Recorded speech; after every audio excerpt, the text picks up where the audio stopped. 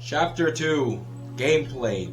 God damn it, it's hot and I wish I could turn on the AC, but if I turn on the AC, you're not gonna be able to hear me. I don't even fucking know if the fucking mic is on. I think it is. It says it is.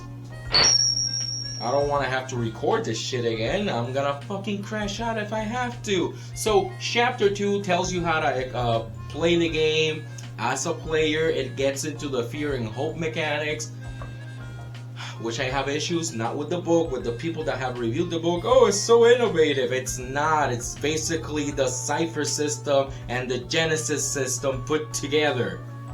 There's nothing new under the sun, guys. Come on. And even the book acknowledges that, and I enjoy that the book acknowledges that. Something I have to do because the game that I'm running, the system that I've been developing, is a mixed match of like 5 different systems, and I also feel validated that this book acknowledges that, and I'm like, yay, I can do the same, because obviously they're very famous and they're trendsetters, so I can just hold on to their balls and just keep going. Anyways, the fear and hope mechanics are very interesting and they're very fun as a narrative roleplay mechanic.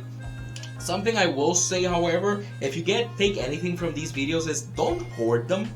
Don't hoard your points as a game master. Don't hoard your points as a player. I know those big class features are very flashy, and I think like if you feel it merits it, hoard them down.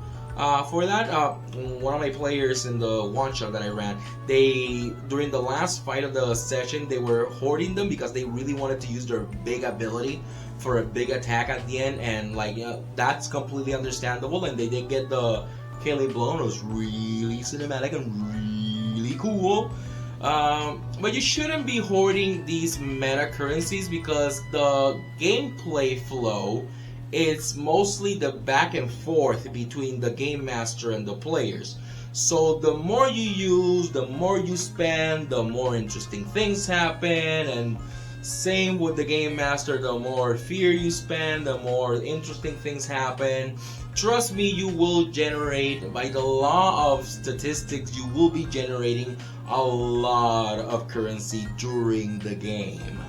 Even if you start combat with 0 fear tokens, trust me, they will be coming around the mountain when they come. And some monsters have ways of just generating fear. You know, like there's a lot of ways to do that. So when it comes to the mechanics, yeah, just use your fucking thing. Now I will say this.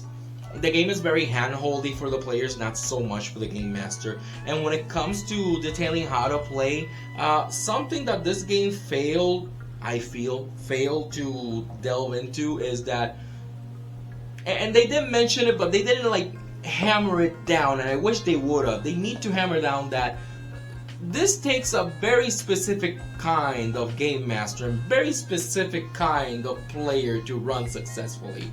If you're coming to this thinking this is the new D&D, boy oh boy, do I have bad news for you. This is not a D&D killer. This is not even a D&D clone.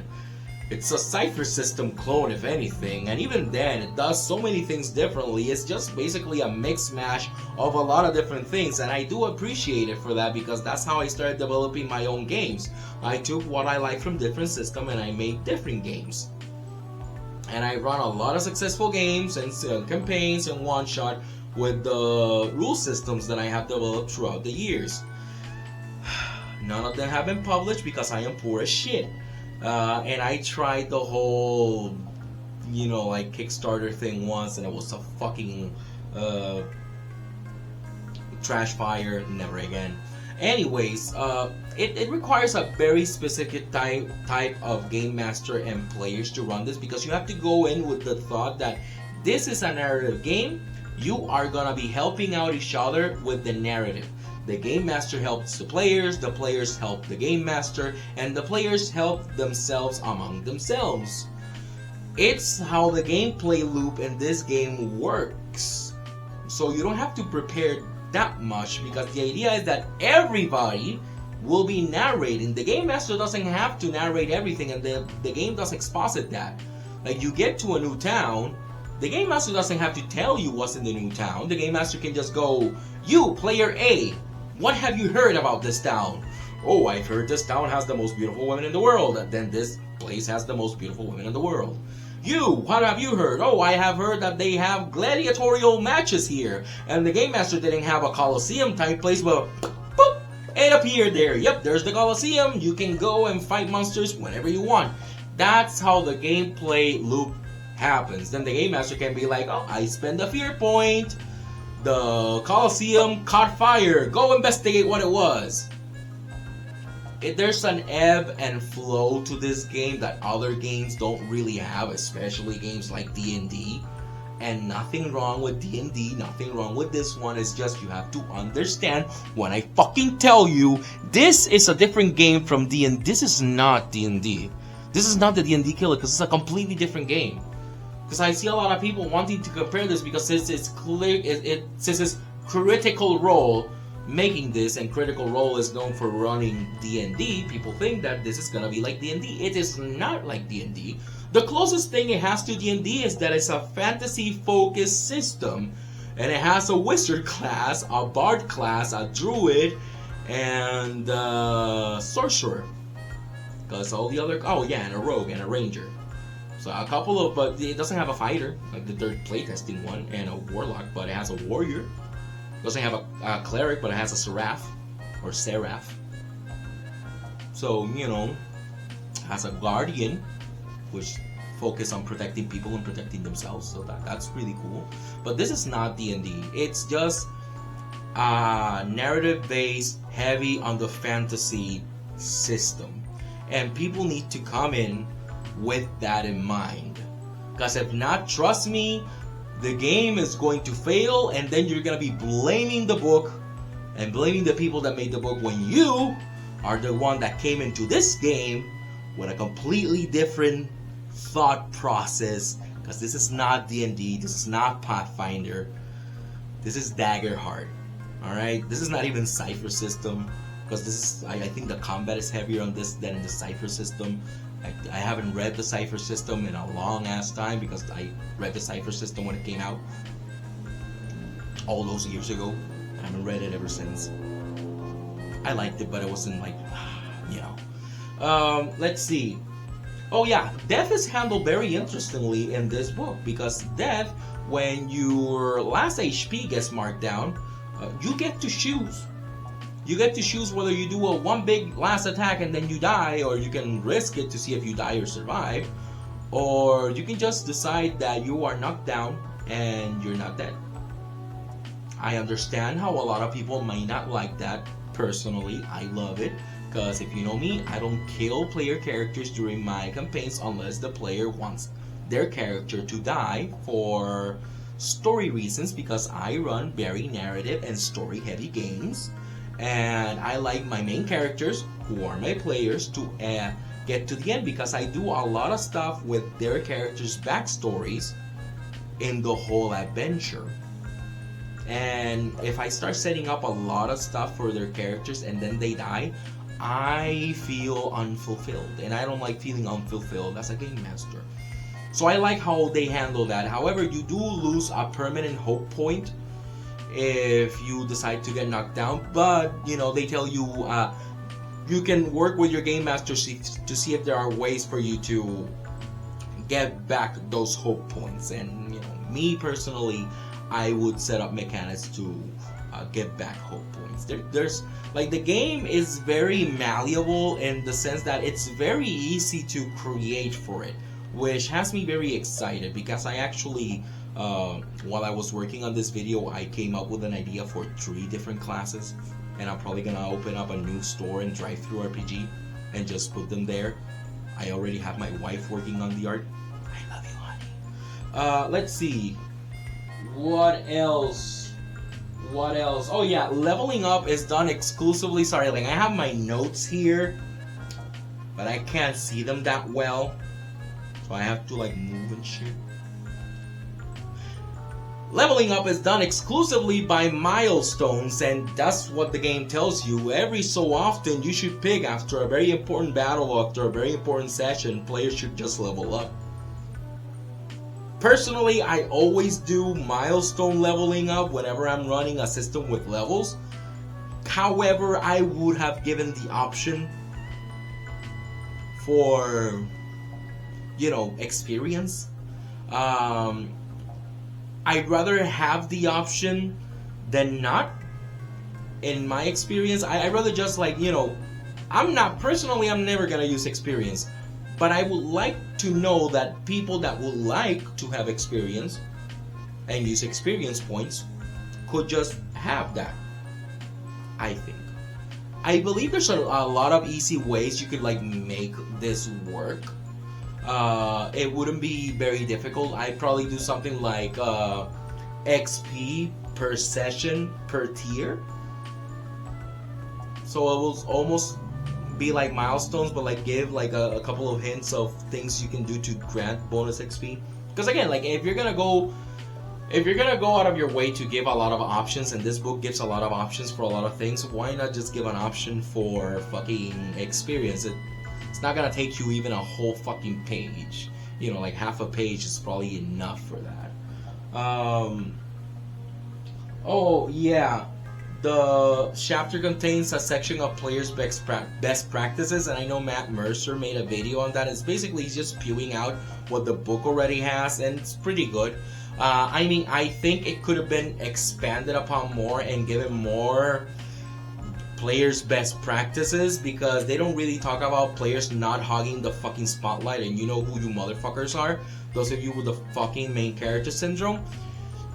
I believe that players should learn to leave the spotlight to others and to learn to play in collaboration with their game master and other players. And that's something this book could have hammered home a little bit more, because ultimately that's what this book is all about. It's all about collaboration and helping each other out to tell a story. And I think they could have hammered that home. Then the chapter ends with weapons and armor, and it has a fuckload of them per tier as well, which is fucking amazing. And that's the chapter with the fucking combat wheelchairs. That's pretty cool. It has a lot of options for consumables as well, and it has a lot of options also for magic items, random magic items, about 60.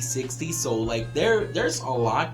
Obviously, I would like eventually a book with more, but if you're creative enough as a game master, it's easy to take ideas from this and just generate your own magic items and generate your own consumables. And that's chapter 2, I believe. Very enjoyable. It gives a lot for the gameplay, but I feel it could have done more at the moment of explaining and reminding people that this is in collaboration. You should be helping each other out. Let's move on to the next section. Before I forget, the chapter actually ends with 5 pages. What they call it? A gameplay example, and the gameplay example is actually pretty fucking thorough. It's smack in the middle of the book, and it's at the end of chapter 2, but I think that's the best place to do it, because if you read the whole book, as you fucking should, like I did, if you read the whole fucking book, after chapter 2, that you really read the mechanics of how to play the fucking game, you actually go into an example of gameplay.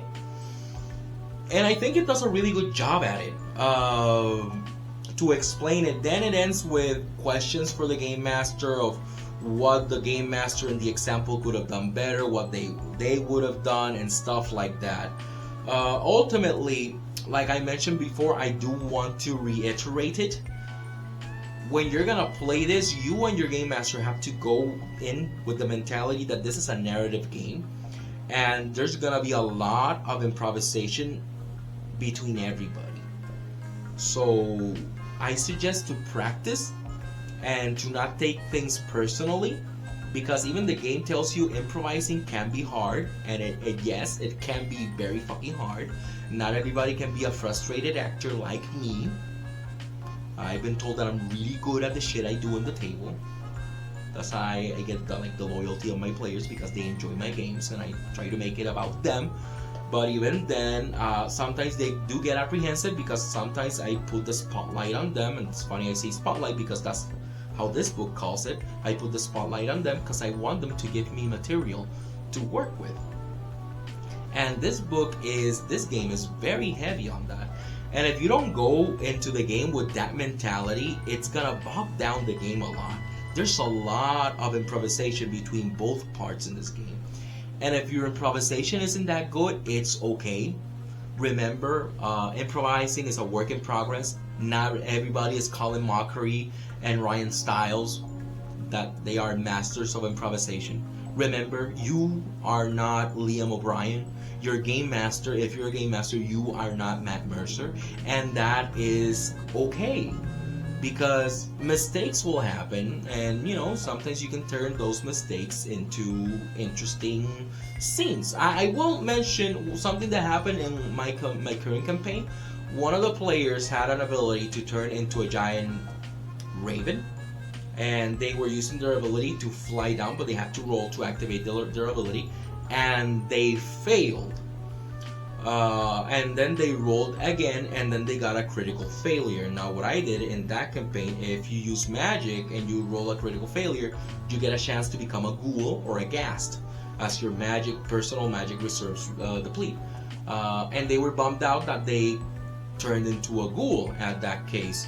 But then I was asking, but why did you roll again? Because like I described, you rolled, you failed, you took damage, but then you kept on going, because I do the falling forward thing. And they're like, oh, I thought I had to roll again because I failed. No.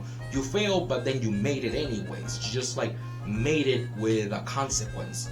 I'm not going to have you roll twice to do the same thing. And then she was bummed out that she rolled twice and nothing happened. I'm like, oh no, don't worry. I'm going to put that into the game, because what I did is she thought she did the ability again, even though she was already in the floor she wanted to be in, and I worked it into the game with a memory of an alternate reality where she saw herself turning into a ghoul, and it was really fun and it was really creepy, and it built, and it was meant to play into the themes of the campaign that I've been running with horror and time traveling and alternate timelines and timey-wimey bullshit. Ultimately, it was a save from my part, and the player loved how I spin that, and they were a big fan of how I spin that. You have to expect to do that a lot in this game, and don't be afraid to come up with shit on the spot, because this is a narrative game, and this game is meant for you to come up with shit on the spot. And it's okay. Now we'll move to the next chapter.